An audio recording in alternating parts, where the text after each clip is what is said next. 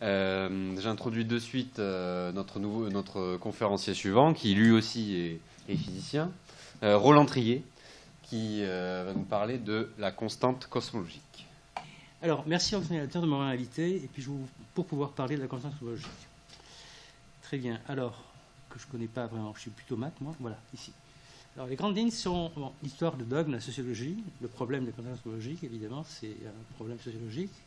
Je parlerai de contribution de Jean-Méry Souriau, dont je suis un élève, et vous comprendrez pourquoi. Détermination des paramètres cosmologiques qu'ils ont fait la première fois, bien avant le prix Nobel, quoi, bien avant les supernovae. L'analyse dimensionnelle des équations, bipartition des univers. Non, après, bon, et c'est tout. J'ai fait ça un peu ce matin à la va-vite. Alors, l'histoire, le dogme. Bon, initialement, c'était modification nécessaire à l'équation de Poisson pour décrire une distribution statique uniforme de la poussière en gravité newtonienne. Ce n'est pas pourtant Einstein. Ça s'est fait effectivement bien avant Einstein, en 1886. Ils ont modifié les équations newtoniennes pour rendre compte, ce qu'ils observaient, des types amas globulins, ça ne marchait pas. Bon, ils ont introduit une constante ad hoc. Donc cette première idée est bien avant effectivement la relativité générale. Ensuite, Einstein il observait évidemment la galaxie, il croyait comme tout le monde que c'était l'univers, l'histoire vous la connaissez, il fallait effectivement que ça devienne statique. Ils ont introduit que Einstein n'était pas un mathématicien, c'était un physicien avec énormément de bon sens. Néanmoins, on peut avoir du bon sens si on n'a pas les outils mathématiques, le bon sens, il n'est pas suffisamment bien utilisé. Il s'est entouré de gens, en particulier Grossman, qui a permis de pouvoir étendre son approche. Et grâce à Grossman et d'autres, il a introduit une constante cosmologique. Ça permettait effectivement d'avoir un modèle statique. Ensuite, Friedman, utilisant le modèle de Lemaitre, a donné la solution qui a permis effectivement à Hubble, tout ceci vous le savez déjà, vu que c'est des conférences qui ont déjà eu lieu, de comprendre ce qu'était effectivement l'expansion de l'univers, d'un point de vue relativiste. Puis, entre autres, il y a eu effectivement la preuve par Eddington que le modèle d'Einstein, le modèle fermé d'Einstein était instable, et ceci a été donc rejeté. Donc on dit que, je n'ai jamais vérifié, mais ça a été la plus grosse bévue de ma vie, ce qu'a dit Einstein, et j'ai de la peine à le croire. Ceci dit, effectivement, ce terme-là a créé le dogme qui a persisté, même dans ma génération. Alors, c'est devenu un argument d'autorité que la constante cosmologique devait être nulle. Et je donne effectivement mon témoignage. Donc, je fais effectivement...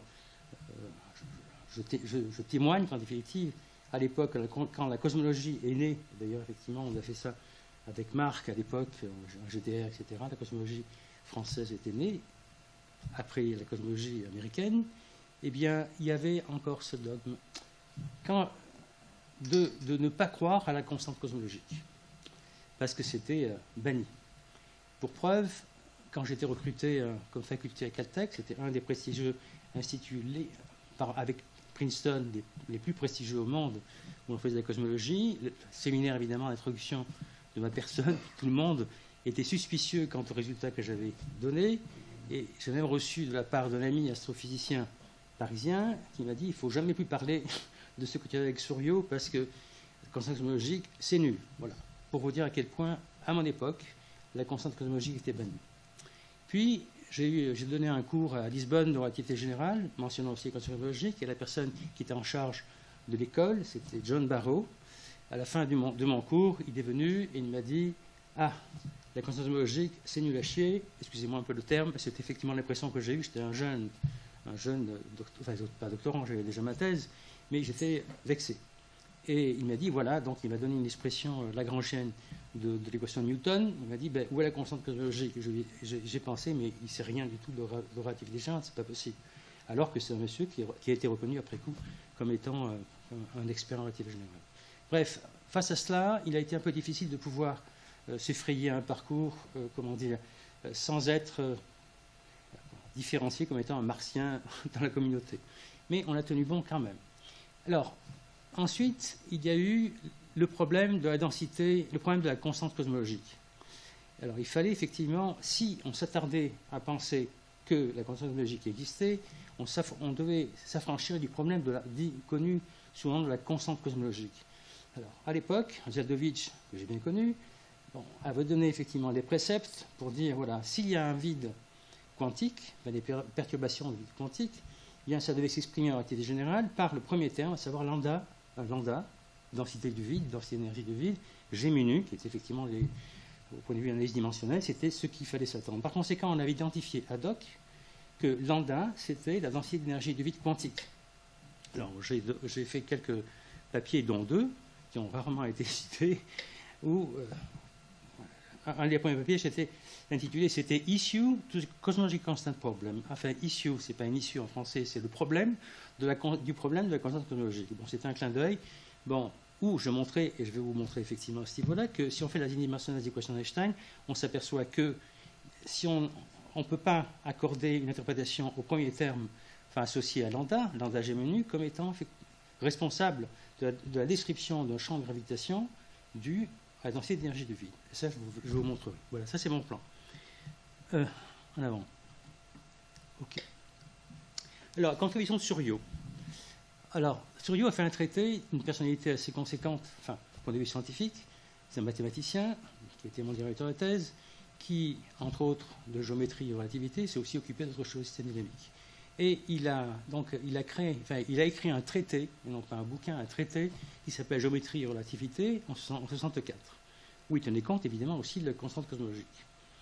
Bon, c'est un traité, c'est-à-dire qu'il a pris ses notations, son langage, mais il faut vraiment être dans la communauté pour pouvoir le comprendre, et il n'a pas été beaucoup suivi.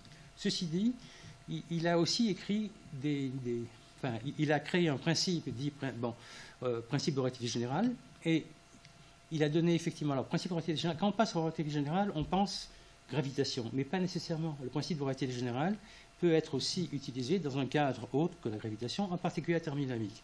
Et donc il a travaillé donc, sur les équilibres thermodynamiques, il a donné la définition de ce qu'est un équilibre thermodynamique, et bon, publié en 1966, et puis aussi dans un article où, en tant qu'implication, il traitait de solutions cosmologiques, c'est 1974, il a dérivé dans le sens mathématique du terme, il a donné la solution du problème cosmologique, à partir non pas des équations d'Einstein, mais initialement à partir de sa définition de ce qu'est un équilibre thermodynamique. Qu'est-ce qu'il a fait? En gros mots, en 2 mots plutôt, il a considéré ce qu'on voit, effectivement, le fond diffus cosmologique. Eh bien, le fond diffus cosmologique, on voit un spectre de Planck qui est caractéristique d'un état d'équilibre thermodynamique, mais il a pris ce spectre. En relativité générale, ça veut dire qu'il existe un champ de vecteurs. Hein. Bon, je ne vais pas rentrer dans les détails parce qu'il ne faut pas donner les équations, bien que j'en donnerai un peu plus tard, permettant de faire une foliation, enfin, ça s'appelle en fait les espaces comobiles, quoi. Et il a donc dérivé après coup, grâce à l'utilisation des équations d'Einstein pour introduire la matière, il a dérivé les équations. Les équations, il a donné effectivement la démonstration que l'équation de Friedman était robuste à ce niveau-là, indépendamment de la relativité initialement. Donc c'était assez conséquent. Bref, donc il a aussi écrit un article, je ne sais pas s'il a publié, mais en fait il en a parlé à l'occasion des journées relativistes à Bruxelles, qui s'appelle « Faut-il prendre au sérieux la constante cosmologique ?» Donc je pense que dans notre communauté, dans ma génération, une personne qui a contribué et qui a mis en doute le dogme de la constante cosmologique, c'est bien Jean-Marie. Et je suis dans cette filière-là. Bon, bref. Il a aussi, non pas uniquement que d'un point de vue théorique, il a mis à profit des observations à l'époque qui étaient récentes, en utilisant les quasars. Il a mesuré à travers les quasars des paramètres cosmologiques, dits cosmologiques, et à cette époque-là, en 1979, ils ont mis en avant avec Suryo, c'est un article qui s'appelle Quasar et cosmologie, ils ont mis en avant simplement que l'accélération de l'univers était positive. C'est-à-dire que l'expansion de l'univers était accélérée. Ce qui a été, après coup, montré par les supernovae, ça a donné lieu au prix Nobel, etc. Bref, vous savez tout ça. Donc pour vous dire effectivement que ça a été occulté, mais il faut le rappeler quand même. Revenons maintenant sur la constante cosmologique. Qu'est-ce que c'est cette constante cosmologique?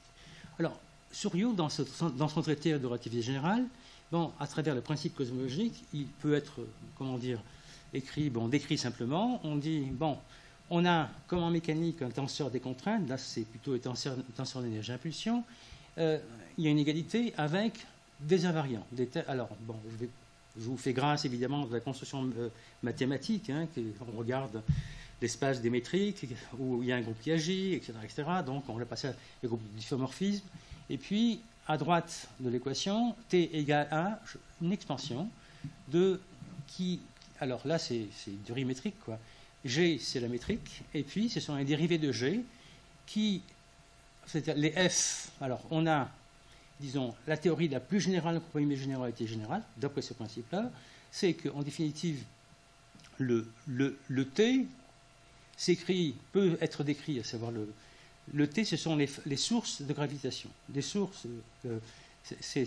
ce qui décrit les sources de la gravitation, à savoir la densité, à savoir de la friction, tout ce qu'on peut imaginer. Eh bien, tout ceci est décrit d'un point de vue géométrique par des invariants, où A0, A1, A2 sont des constantes. Et évidemment, quand on fait une analyse dimensionnelle, on s'aperçoit évidemment le rôle que joue chacune de ces constantes, à quelle échelle elles interviennent.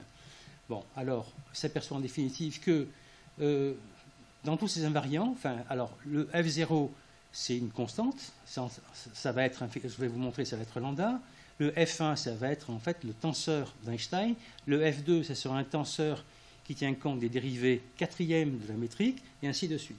Il n'y a pas de dérivés impairs, étant donné que ce n'est pas invariant. On ne peut pas trouver effectivement des quantités invariantes dans cette description, uniquement que des quantités paires. Bon, en bref, ce qu'on voit effectivement, ce qui est sûr, c'est que les premiers termes, les deux premiers termes sont F0 et F1. F1, c'est Einstein, l'équation, le tenseur d'Einstein, et F0, en définitive, ça va être la constante cosmologique. Mais ça, on le déduit, en définitive. Bon, qu'est-ce qu'on va faire? On va faire une analyse dimensionnelle, et pour savoir effectivement le rôle de chaque terme, en fonction des constantes aussi, le rôle de chaque terme dans la description du champ de gravitation. On s'aperçoit que le A0, A1, etc., bien, plus on va dans les termes de dérivés supérieurs, plus on va décrire le champ de gravitation à plus petite échelle. Donc, si on veut faire de la quantification, par exemple, un champ de gravitation très petit, il faut aller dans des dérivés d'ordre supérieur à 2, 4, 6, 8, etc., par exemple, pour tenir compte, évidemment, des quantités invariantes. Alors, évidemment, ça veut dire que si on veut effectivement décrire un champ qui correspond à un champ quantique, eh bien, on devrait a priori utiliser plutôt des termes des dérivés supérieurs plutôt que de s'arrêter au premier terme 0 en particulier. Ce premier terme 0, ça veut dire regarder effectivement l'influence de la constante cosmologique dans la description du champ quantique qui correspond à la densité d'énergie du vide quantique. Donc c'était à savoir que dans le résumé de mon article, je dis le pari d'essayer de comprendre le champ de gravitation primordial décrivant un champ de perturbation quantique à travers ces équations-là, c'est un pari qui est perdant. Voilà, c'est le prix à payer, ça s'appelle le problème de la constante cosmologique. Alors maintenant, on s'aperçoit en définitive que, là, je mets effectivement toutes ces équations à disposition de mon auditoire, en vous donnant effectivement la grandeur, les échelles correspondantes à chacune, l'influence, pour redécrire le champ de gravitation, chacune des échelles. Maintenant, revenons sur maintenant l'effet, l'identification de la constante cosmologique. Si on prend, alors c'est pour ça que je pensais à Barrow, il a essayé de prendre un truc lagrangien en partant des équations de Newton. C'est bien que les équations de Newton n'incluent pas a priori de constante cosmologique. Bon, si on part à l'envers, on prend une solution relativiste, par exemple Schwarzschild, qui est la solution la plus simple, qui décrit effet isotrope, qui décrit un champ de gravitation d'une étoile par exemple, ou d'un trou noir aussi, pourquoi pas. Eh bien, on sait effectivement, première approximation, l'approximation newtonienne, on sait décrire ce qui se passe en mettant une constante cosmologique dans les équations dès le départ. On s'aperçoit que l'accélération, comme vous le savez très bien, tout corps quel que soit la masse a une accélération due à la présence de la gravitation, qui est la même pour tout corps quelle que soit sa masse. Bon, donc on décrit effectivement cette chute au moyen de l'accélération qu'on note en général au lycée ou aux premières années de l'université, on note G. Eh bien, ce G, cette accélération est proportionnelle à la distance, évidemment, avec deux termes qui sont de signes opposés. Le premier, c'est le terme newtonien, c'est-à-dire l'attraction gravitationnelle. Et puis, le deuxième, c'est l'addition, c'est le terme additionnel qui rend compte de l'effet d'une présence de constante cosmologique dans les équations de la gravitation. Alors ce qui se passe, c'est que ces deux termes, à une certaine distance, peuvent s'annuler l'un l'autre.